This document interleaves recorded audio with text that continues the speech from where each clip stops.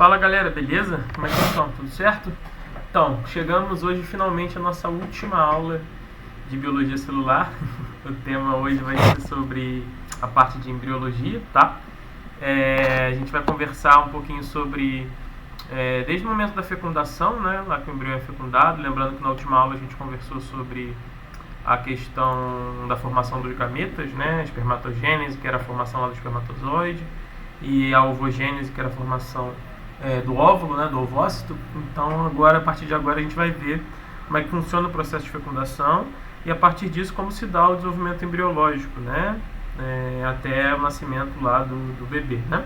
A gente vai falar de forma geral sobre os animais em alguns momentos, mas o nosso enfoque maior aqui vai ser, claro, no desenvolvimento embrionário humano, né, que é o mais importante para nós, né, e a parte que mais aparece em provas, né, quando esse assunto é cobrado, beleza? Então, para a gente poder começar a falar sobre isso, a gente tem que pensar em quem começou a ter ideias, né, ou imaginar, ou criar suposições sobre como ocorreria, né, esse desenvolvimento, né? Como muita coisa que a gente conhece nas ciências, né, ou tem um berço, né, lá com os pensadores gregos da Grécia Antiga. O Aristóteles ele foi um dos primeiros a se interessar por essa ideia do desenvolvimento embrionário, né, de tentar entender, ter curiosidade de como surgiam, né, os novos organismos. E aí foi ele que criou, né, essa classificação que agrupou, né, os animais em ovíparos, que são aqueles que colocam ovos, os vivíparos, que são aqueles que não têm ovos, né, como nós, e os ovovivíparos, que o ovo ele fica internalizado durante um período no corpo, como é o caso de alguns tubarões, né? Então ele foi o primeiro a criar essa classificação. Então foi uma primeira ideia aí de tentativa de estudo, de entendimento sobre essa área. Muito tempo depois, né, mais de 1800 anos depois, aí, o William Haver concluiu, né, a partir das observações dele, que todos os animais se originavam a partir de ovos, né? Esses ovos não necessariamente ovos com casca, etc., como a gente costuma chamar os de galinha, né? Mas que existiam ovos que formavam todos os organismos, né? Incluindo os chamados mamíferos, né? Algum tempo depois, um outro cientista chamado Marcelo Malpighi foi o primeiro a conseguir realizar um estudo, né, microscópico com o embrião da galinha, tá? Então a gente viu como foi avançando aos poucos, né? Esse debate e o surgimento da tecnologia também foi ajudando a avançar nos conhecimentos sobre esse assunto, né? Então, a partir dessa época, houve um grande debate, né, dentro dessa ideia do desenvolvimento. Uma parte dos estudiosos, dos cientistas da época, acreditavam que esses órgãos, né, seriam formados, né, a cada geração, ou seja, a cada novo indivíduo que surge, eu tenho órgãos embrionários sendo formados novamente, né? Ou então, uma outra corrente acreditava que eu já teria miniaturas presentes desses órgãos, né, dentro lá do ovo ou do espermatozoide, que é o que a gente chama de pré-formação, né? Que eu já teria as estruturas lá minimizadas, né? Desculpa. E aí, quando eu tinha o desenvolvimento, elas só cresciam, né? Então, a epigênese, um novo surgimento, um novo desenvolvimento dessas estruturas a cada processo reprodutivo, e a pré-formação, essas estruturas já estariam prontas, né, pré-moldadas, vamos dizer assim, né.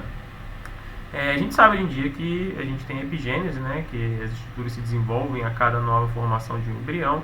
Então a gente tem uma área da biologia específica para estudar esse processo, né, que é chamada de embriologia, como a gente falou agora há pouco, né. Então, desde o momento lá da fecundação, todo o desenvolvimento embrionário até o nascimento, a gente trata como objeto de estudo da embriologia, tá? Nessa imagem a gente tem isso acontecendo aqui, né, resumidamente, no período de semanas, né, o zigoto aqui se desenvolvendo nas primeiras 2 semanas, depois o embrião sofrendo esse desenvolvimento até a 8ª semana, e a partir daí que a gente chama de período fetal, né, onde eu vou ter mais um crescimento das estruturas, né, e a finalização da formação do novo indivíduo, tá? Aqui a gente começa então a falar um pouquinho sobre a fecundação, né? Então, lembrando que o espermatozoide é o gameta masculino, o óvulo o gameta feminino, né? Então eu vou ter esse espermatozoide se aproximando lá do óvulo, né?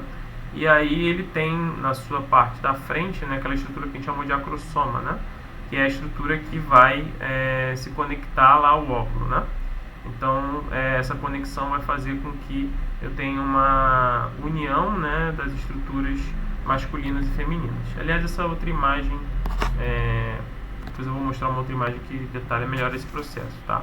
Mas basicamente eu vou ter a penetração desse espermatozoide no óvulo, vai ser criada uma barreira aqui que vai impedir a entrada de outros espermatozoides, e lá no interior do ovócito, né, eu vou ter o processo de união do material genético do espermatozoide com o material genético do ovócito, e aí a fusão deles, né, faz com que eu dê origem ao zigoto, tá? Um comentário importante pode acontecer o que a gente chama de poliespermia, ou seja, mais um espermatozoide fecundar o mesmo óvulo. Poder ocorrer pode, tá? Mas esse zigoto que vai se formar a partir disso, ele vai ser o que a gente chama de triploide, né? Ou seja, ele vai ter, além de ter o número total de cromossomos da espécie, que seria um diploide, né? Ele vai ter mais metade, né? Então, como no caso da espécie humana a gente tem 46 cromossomos, né, células diploides, né? A triploide teria 69, né? E a gente sabe que, se caracterizando isso, né, isso impede, inviabiliza o desenvolvimento do embrião, né? Então, aconteceria um aborto espontâneo caso isso ocorresse, né? Então, tem uma estratégia que os espermatozoides usam para evitar que aconteça esse processo, né, da poliespermia.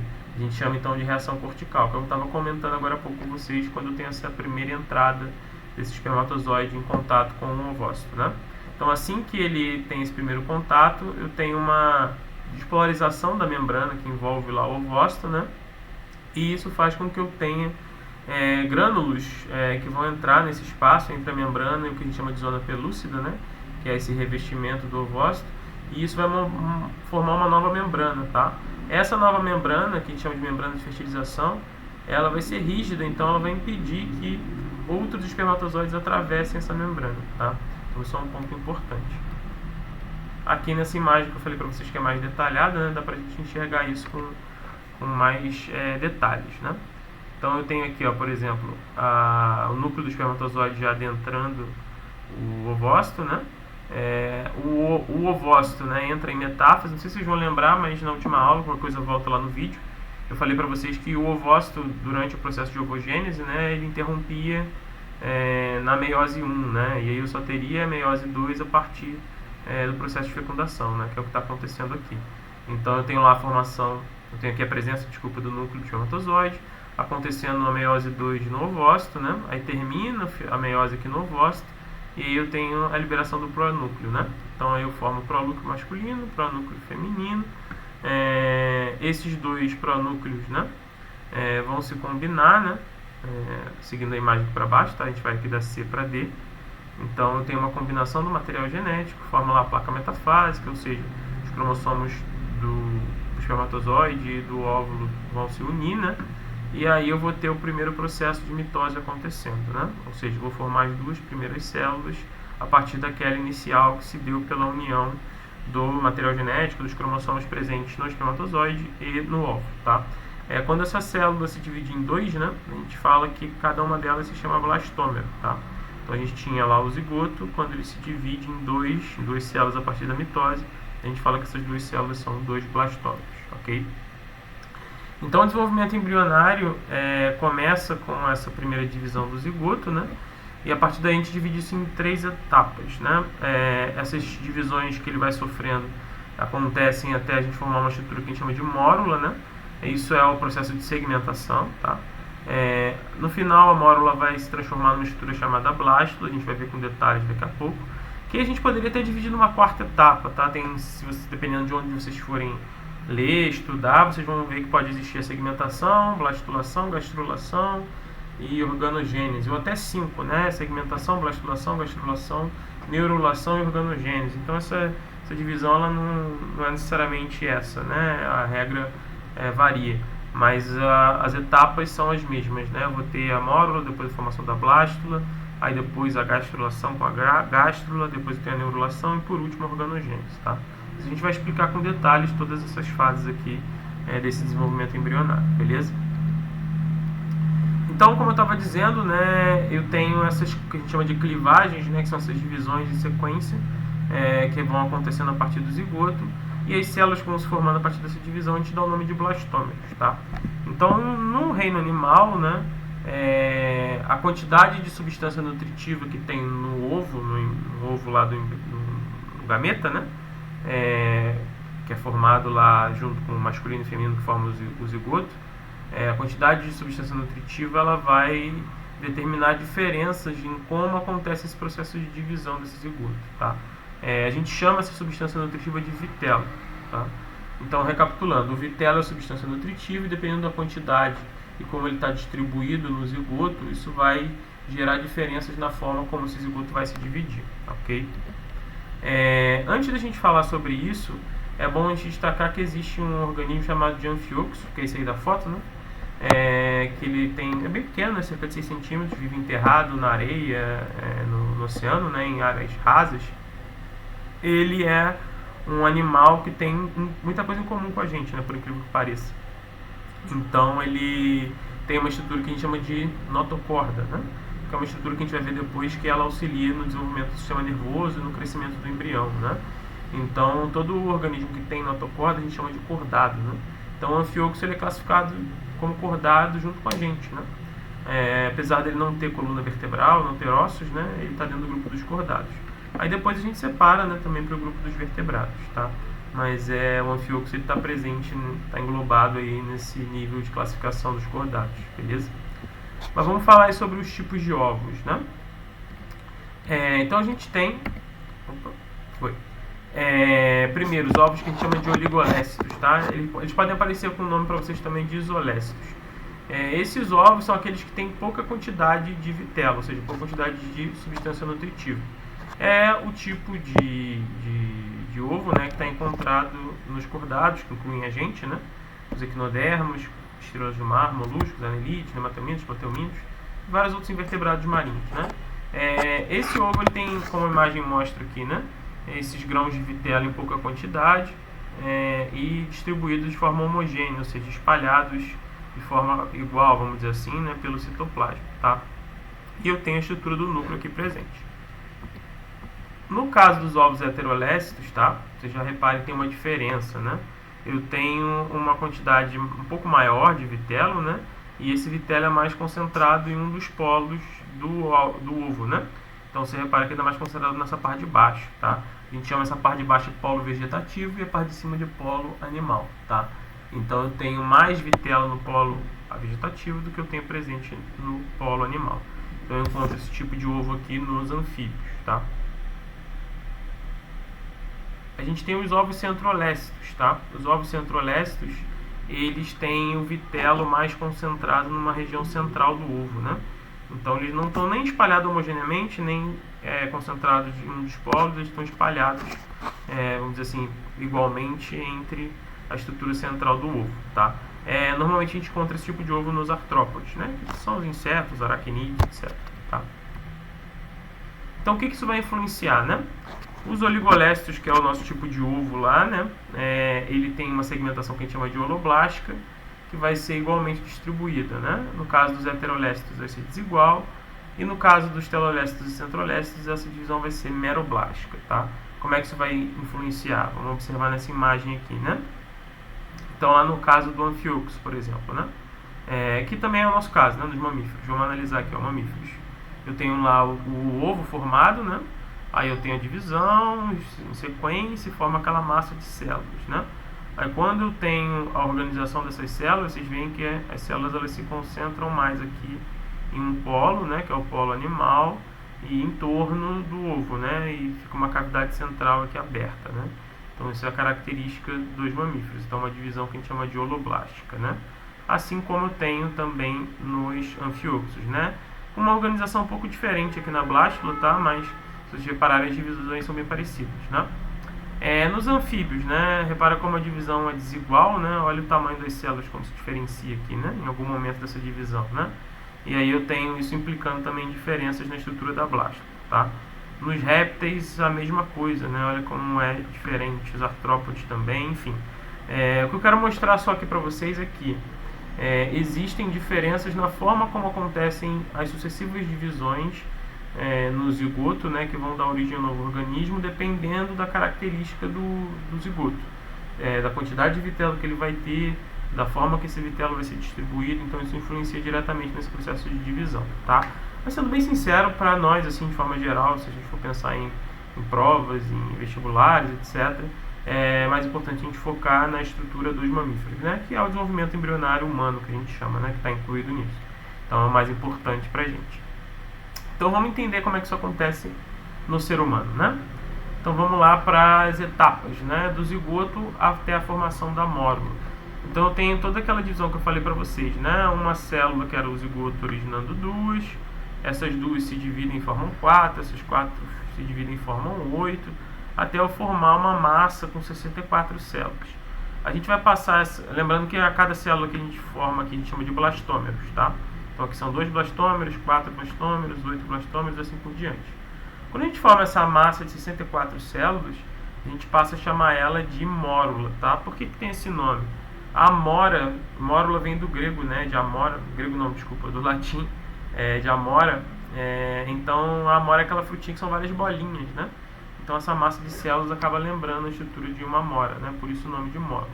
Lembrando que isso tudo acontece aqui ainda no caminho que esse embrião, esse futuro embrião, né, está percorrendo aqui na tuba uterina, né, antes de chegar lá no útero para fixação. Então isso acontece aqui na primeira semana pós-fecundação, né, entre a primeira e até a segunda semana após a fecundação.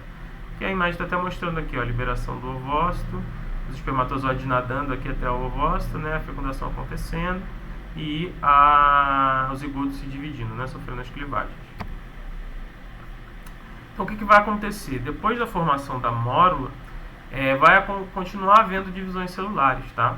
Com a continuação dessas divisões, eu vou continuar formando mais células, mas essas células começam a se reorganizar, vamos dizer assim, né? Então essas células que estão mais à periferia, mais na ponta, né, das bordas, elas vão originar o que a gente chama de trofoblasto, tá? Esse trofoblasto ele vai originar o que a gente chama de anexos embrionários, que a gente vai ver daqui a pouco, são estruturas que ajudam no desenvolvimento embrionário, tá? Como o âmine, o alantoide, etc. Tá? Mas a gente vai falar disso depois. As células na região interna, né? Então eu tenho essa borda formada, e aí as células internas elas vão começar a se acumular em uma das pontas, né? Em um dos polos, né? Mais especificamente no polo animal. Tá? E aí vai formar uma massa de células no polo que a gente chama de embrioblasto. Tá? Essas células que estão acumuladas aqui, né? Que vão dar origem ao embrião. Tá? Um adendo importante que eu vou comentar mais no fim da aula é que as células que formam esse embrioblasto, elas são células tronco, né, que são aquelas células que têm alta capacidade de diferenciação, né, e desse tipo são o que a gente chama de pluripotentes, ou seja, são aquelas que têm o maior potencial de diferenciação, elas conseguem se transformar em qualquer tipo de célula de qualquer tecido. E elas são alvo de estudos, né, porque podem ajudar muito, né, no tratamento de doenças, por exemplo. A gente vai comentar sobre elas daqui a pouco, tá? O que vai acontecer? Eu vou ter nessa fase que a gente está chegando, né, que é essa organização das células nas bordas, acúmulo delas em um certo polo, eu vou começar a ter, a partir desse momento, a fixação do embrião lá na parede do útero, né, que o processo que a gente chama de nidação. Então, após cerca de 5 dias no momento da fecundação, eu tenho a nidação, 5 a 7 dias, tá, gente? Isso varia. Então, vamos dizer assim, ao final da primeira semana, para ser mais justo, né? Eu vou ter a fixação desse embrião na parede do útero, tá? E aí a célula não, né? Esse embrião já vai estar com a sua estrutura voltada para aquilo que a gente viu ali, que é a blástula, tá? Da blástula à gástrula, né? Então o que vai acontecer agora? Beleza, formei a tal da blástula. A gente tem algumas estruturas na blástula, vou usar essa primeira imagem aqui para mostrar para vocês. Então eu tenho aquela massa de células mais externa, tá? A gente vai chamar essa bordinha, né, de células que se formou de blastoderme, tá? E essa parte interna a gente vai chamar de blastocele, tá? Que vai ser esse espaço que vai ficar no interior dessa massa de células, né, no interior do embrião. O blastocisto, né, que a gente chama, que é a estrutura toda, vamos dizer assim, né, vai ter uma invaginação. Então o blastocisto é tudo, o blastoderme é a bordinha, e a blastocela, essa parte interna, tá? Então esse blastocisto ele vai começar a sofrer uma dobra, a gente chama essa dobra de invaginação, tá? Por quê? Porque começa a ter um desequilíbrio no processo de divisões, né, de clivagens ali, e isso começa a gerar uma deformação, vamos dizer assim, né, nesse blastocisto. Então repare como eu vou tendo uma dobra aqui da parte inferior para a parte interna, tá? Essa dobra a gente chama de arquêntero, tá? O arquêntero é o que vai dar origem ao intestino primitivo, ou seja, é o início da formação do intestino, do sistema digestório, tá? Então eu tenho essa dobra que é o arquêntero, e aí vai ficar um espaço, né, um buraco, vamos dizer assim, né, que é o que está mostrando aqui na última imagem. Esse buraco a gente chama de blastóporo, tá? Por que o blastóporo é importante? Porque o blastóporo ele vai definir o caminho, né, de formação desse sistema digestório. Em animais onde esse blastóporo dá origem à boca, a gente chama eles de protostomados, tá? E outros grupos, né, onde esse blastóporo vai dar origem ao ânus, tá? Que é o que a gente chama de deuterostomados, que é o nosso caso, tá? No caso do embrião humano, o blastóporo dá origem ao ânus, tá?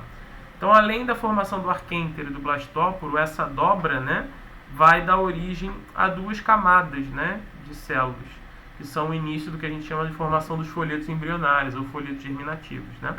Então, eu passo a ter, né, uma camada mais externa, que a gente chama de ectoderme, e essa camada intermediária, né, que foi a dobra para o interior, que a gente passa a chamar de mesoderme, tá? Então, no final desse processo, inicialmente lá eu tinha a blástula, né? Agora, isso aqui que se formou já é o que a gente chama lá de gástrula, tá? Então, a gente já mudou o nome da estrutura, tá? Então, a gente foi da blástula para a gástrula, beleza? Agora, a gente vai para a próxima etapa, né? Que é da gástrula até a formação da neurula, né? Então, aquele processo que eu falei para vocês, né? Que é o tal do processo de neurulação. Então, imagina que eu tenho aqui a estrutura, né? Que se formou, tá? Então, olha aqui, eu tenho lá as camadas, tá vendo? Ectoderme, mesoderme, o blastóporo, tudo bonitinho, né? Aí imagina que a gente fez um corte aqui, né? No mediano, que a gente chama, né? Na estrutura média, e viramos ele de frente, assim, para nós, né? A gente está observando aqui agora, né? Então eu tenho lá a ectoderme, camada mais externa, a gente tem aqui a mesoderme e a parte interna lá, né? Que está o arquêntero, né? Formando lá o intestino. E aí começa o processo que a gente chama de neurulação, que basicamente vai ser o processo de início para a formação das estruturas do sistema nervoso, tá?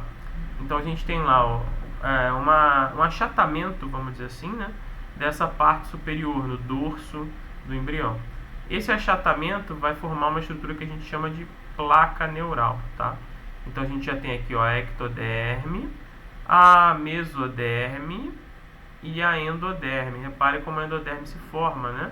Porque agora com essa dobra eu crio uma terceira camada, né? Então eu deixo de ter dois folhetos embrionários e passo a ter três folhetos embrionários, tá? Ectoderme mais externa, mesoderme intermediária e endoderme mais interna, né? Lembrando que isso acontece no embrião humano, né? Ou dos mamíferos, etc. E de alguns outros grupos que a gente chama de triblásticos, tá? Triblásticos são aqueles grupos que têm os três folhetos germinativos. Existem grupos mais simples de animais, né? Como é o caso dos quinidários, plateumintos, que só tem dois folhetos germinativos, tá? E aí o que acontece depois? Essa placa neural, ela continua sofrendo um processo de achatamento e ela vai criando uma dobra, né? Então ela está assim reta e ela vai se dobrando, né? Formando um círculo, vamos dizer assim, né? Então repare como isso vai se modificando, né? Conforme essa dobra vai acontecendo. A camada mais externa de células, que é a ectoderme, circula, né, essa placa neural que se formou, e a mesoderme e essa placa neural sofrem dobras, né? Então eu vou formar com a dobra dessa mesoderme a estrutura que a gente chama de celoma, tá? Então o celoma ele é o que? Ele é uma cavidade que abriga, né, os órgãos internos, as estruturas internas, como se fosse lá um envelopamento dos órgãos, né? Nem todos os organismos têm essa estrutura, né? A gente tem animais que são acelomados, como é o caso lá dos quinidários, plateumintos. Tem os pseudocelomados, que são aqueles que têm um celoma que é formado com mais de uma camada, né? Que é o caso dos nemateumintos, por exemplo, e os grupos que são celomados, né? Que é o nosso caso e de vários outros organismos, tá? Além do celoma, aquela dobra da placa neural forma uma estrutura que a gente chama de tubo neural, tá? E abaixo desse tubo neural a gente forma uma outra estrutura que a gente chama de notocorda, tá? Essa notocorda ela vai ser o guia, né? Como se fosse um bastão rígido, né? Vai ser o guia para orientar o crescimento do embrião e sustentar o corpo dele, né? Com o tempo, com o desenvolvimento embrionário, ela vai ser substituída pela coluna vertebral, tá? Mas ela é importante porque dá essa orientação. Então, ao final da neurulação, eu já formei aqui o tubo neural, abaixo dele a notocorda. Lembrando que o tubo neural vai ser o que vai formar futuramente a medula, né, que vai ser envolvida pela coluna vertebral. Formei o celoma, tenho aqui a cavidade do intestino já, né, circulada lá pela mesoderme, pela mesoderme não, desculpa, pela endoderme. E aí essas estruturas já estão se encaminhando. Então percebam como o embrião ele vai se moldando, tá, gente? Quanto mais eu avanço nesse desenvolvimento embrionário, mais especializadas vão ficando as minhas células, né? Porque elas vão ter que começar a se diferenciar para poder começar a dar origem aos órgãos, certo? Então a gente entra nessa etapa que é a etapa de formação dos órgãos, que a gente chama de organogênese, tá? Então a gente tem as 3 camadas aqui, né? Endoderme de amarelinho, mesoderme está de vermelho e ectoderme com esse azulzinho, né? Então os folhetos embrionários estão se formando aí, né? Tubo neural ali, protovértebra, né, que a gente chama, que é o que vai dar início à formação da coluna vertebral posteriormente, aqui ocupando o espaço da notocorda, intestino aqui na parte central e o celoma aqui no entorno, certo? Então, cada camada embrionária dessa, conforme as células forem se especializando, como eu disse, vai dar origem a ou alguns, né, órgãos e sistemas diferentes, né? Então, essa camada mais externa, que a gente chama de ectoderme, né, vai dar origem, por exemplo, aos epitélios, né, de revestimento, que é o caso da pele, pelos, etc. Glândulas de suor, glândulas sebáceas, o revestimento interno da boca, do ânus. Então, estruturas de revestimento de forma geral, né, além do sistema nervoso. A mesoderme, que é essa camada intermediária, dá origem ao tecido ósseo, tecido muscular. A derme, que é aquela camada de pele que está abaixo da epiderme, né? Aparelho circulatório, reprodutor, excretor, tá? Tudo isso formado a partir da mesoderme. E a endoderme, que é a camada mais interna, né? Eu tenho os intestinos, né? Os pulmões, a bexiga, pâncreas, fígado. Então tudo isso saindo da camada mais interna, tá? Os tecidos de revestimento, como eu disse, né? Epitelial acaba surgindo a partir de todos, né? Mas em maior quantidade a partir da ectoderme. E o tecido conjuntivo a partir da mesoderme, tá? Vamos falar um pouquinho agora do desenvolvimento embrionário, tá? Então, depois que eu comecei a formar aí os órgãos, né, do nosso embrião, eu vou começar a entrar nesse processo de desenvolvimento de estruturas que vão auxiliar esse embrião a terminar o seu crescimento, o seu desenvolvimento, né? Então, eu tenho alguns anexos embrionários e varia a presença deles dependendo de que tipo de organismo a gente está falando, tá?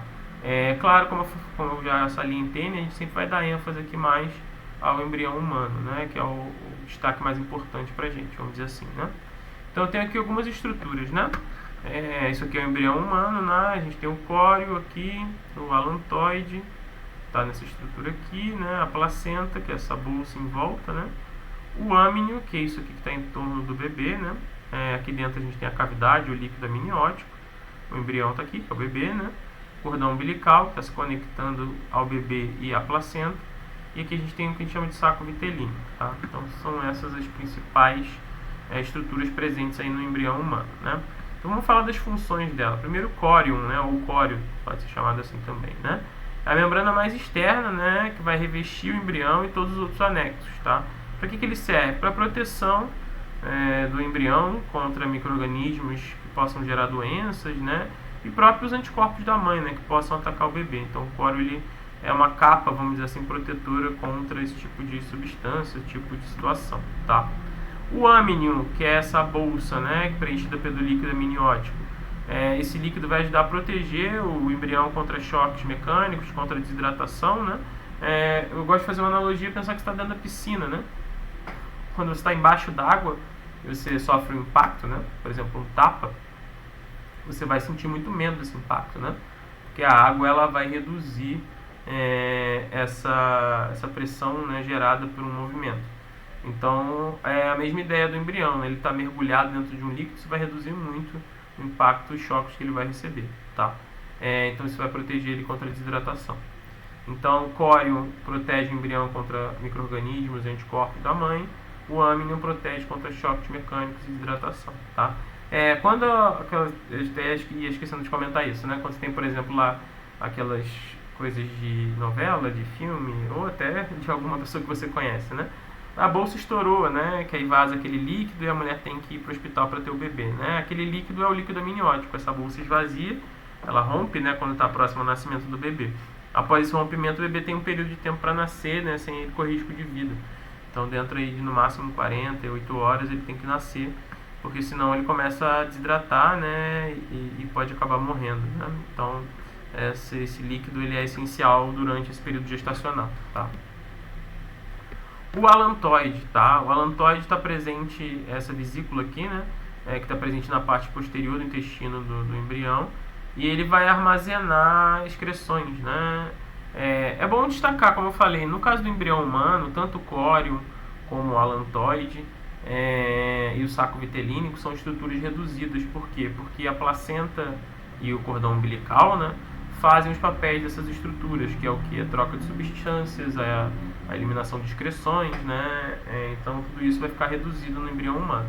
Em outros grupos, né, como por exemplo aves e répteis, essas estruturas são mais desenvolvidas, porque no caso desses animais que colocam ovos, né, depois que o ovo é colocado, não tem mais um contato direto da mãe com o embrião, né?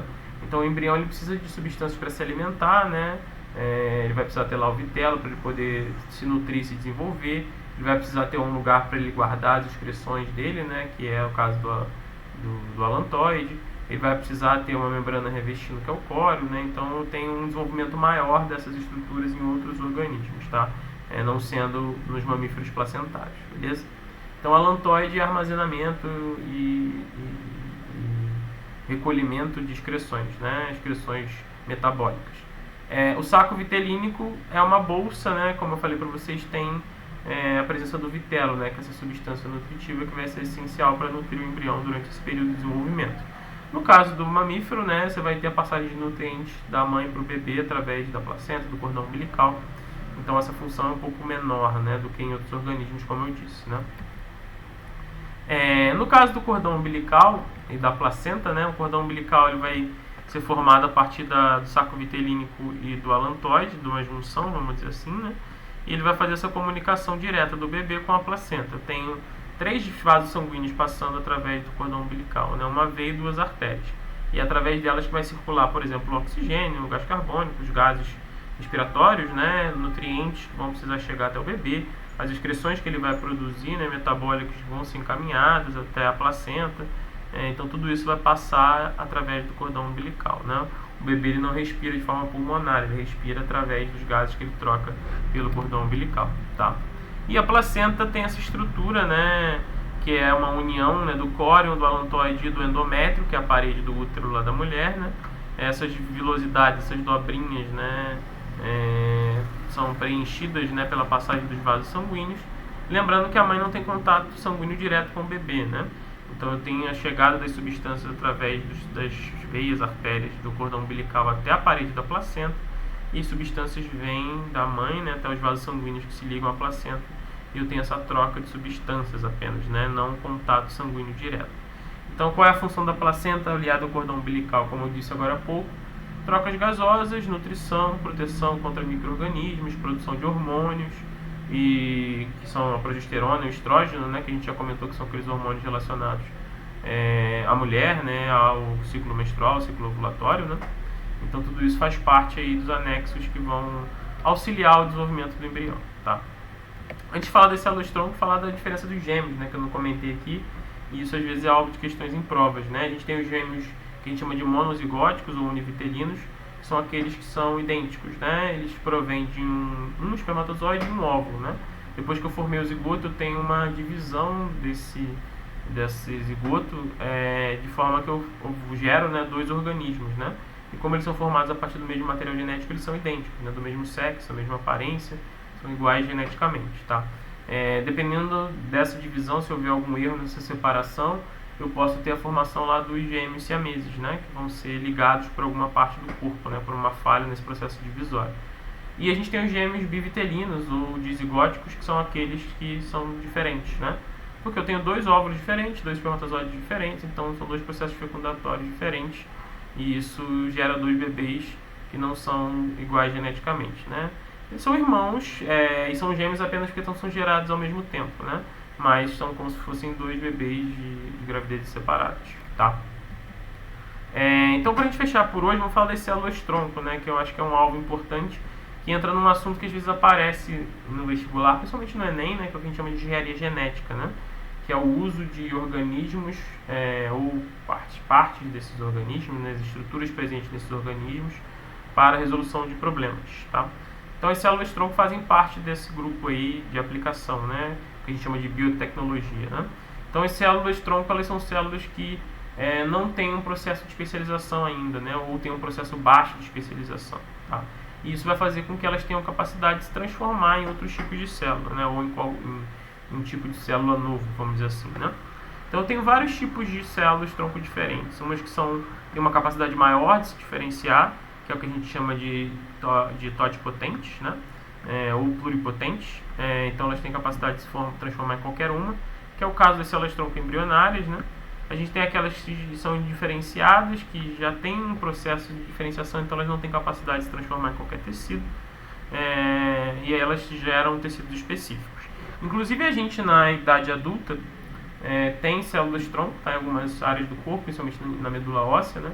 Mas essas células-tronco têm baixa capacidade de diferenciação, tá? Então elas conseguem se transformar em poucos tipos celulares. Por isso que é mais interessante a gente trabalhar e estudar essas células que são pluripotentes, né, que têm um potencial de diferenciação maior, né? Então, como é que vai funcionar um cultivo de uma célula-tronco, né? Eu fertilizaria um ovo in vitro, né, um ovócito in vitro, e esperaria chegar no estágio da blástula, né, que é aquele estágio que já tem uma multiplicação de células, pós-módulo, essas células estão se reorganizando. E aí eu tenho essa massa de células-tronco lá no seu interior, né, que se formaram, e aí eu retiro essas células-tronco embrionárias, né? E após a retirada, né, obviamente esse embrião vai morrer, né? E essas células poderiam ser utilizadas ou podem ser utilizadas para serem transformadas em qualquer outro tipo, né? E, então poderia ser usada, por exemplo, para tratamento de doenças degenerativas, né? Como doenças neurológicas, como Alzheimer, Parkinson, ou doenças traumáticas, né? Por exemplo, uma pessoa que ficou paraplégica com uma lesão medular. Então, a gente já tem casos interessantes de estudos em relação a isso que indicam a eficácia e o possível tratamento, né, com a utilização dessas células para reestruturar ou, vamos dizer assim, né, reviver o tecido que foi lesionado, tá? Isso é muito interessante. Como eu falei para vocês, essas multipotentes, né, elas são geradas a partir da medula óssea, cordão umbilical, intestino, pele, fluido menstrual. Então elas são menos diferenciáveis, vamos dizer assim, tem menor poder de diferenciação. Então, atualmente a gente tem utilizado células-tronco adultas no tratamento de leucemia, né, que é aquele famoso transplante de medula óssea, né, que vai utilizar esse tipo de estrutura. O último comentário para a gente fechar isso pode ser em relação a essa questão ainda da não evolução suficiente desse tratamento, muito em consequência da questão que envolve o estudo dos embriões, né? Tem uma questão religiosa envolvida, então uma questão ética, etc. Porque para eu poder retirar essas células-tronco embrionárias, eu preciso cultivar embriões, né? Dependendo da religião e de outras coisas, se considera esse embrião já uma nova vida, né? Então você estaria matando novas vidas só para retirada dessas células. Então isso atrasa um pouco essa área da pesquisa, né? Mas é uma área que está acontecendo, né? As discussões continuam existindo e tem um futuro, né, muito promissor para a medicina, né, para o tratamento de diversas doenças, tá bom? Então é isso, galera. Eu recomendo que vocês deem uma olhada em pesquisas, depois eu posso até passar alguns vídeos para vocês que mostram esse processo de desenvolvimento embrionário acontecendo também. Esse assunto ele não é um assunto que caia com tanta frequência, né, de forma tão recorrente no vestibular, mas ele aparece, tá? Então é importante a gente estar atento, principalmente nessa área que eu falei agora para vocês mais no final, né, da questão da engenharia genética, das células-tronco. Isso é um ponto bem interessante que aparece no Enem com frequência, né, por estar incluído ali, como eu disse, nas atualidades, tá? Então, a partir da próxima semana a gente começa a temática nova, tá? Vamos entrar lá na área de evolução para depois trabalhar genética. Encerramos as aulas de biologia celular com esse assunto, ok? Então, se ficar alguma dúvida, vocês podem me procurar lá no grupo, no privado. Eu estou à disposição de vocês, tá? A listinha de exercício vai também essa semana lá para a plataforma sobre esse assunto. Então, se pintar alguma dúvida, pode procurar, tá? Queria desejar uma boa prova da UERJ domingo para vocês, para quem vai fazer, tá? Façam com calma para fazer um segundo exame de qualificação aí bom. E já está chegando a segunda fase, tá? Então, últimas dicas aí para o UERJ domingo. Acredito que vai ter alguma questão de ecologia. Caiu na primeira fase apenas uma, né? No primeiro exame de qualificação, desculpa, apenas uma. Então, aposto que com certeza deve aparecer outra nessa prova. Possivelmente pode ter alguma questão de histologia, de tecidos, né? Porque não foi assunto, não foi alvo no primeiro exame de qualificação. Deve voltar a aparecer alguma questão de biologia celular. Então, esse módulo que a gente aprendeu agora nos últimos meses, ele provavelmente vai gerar alguma questão. A parte genética sempre cai de forma frequente, né? Então acredito que deva ficar por aí: ecologia, histologia, biologia geral, genética, tá? A gente se fala, semana que vem eu trago as questões de repente pra gente ver juntos o que caiu, tá bom? Galera, um abraço, é isso, tamo junto, até a próxima aula. Valeu!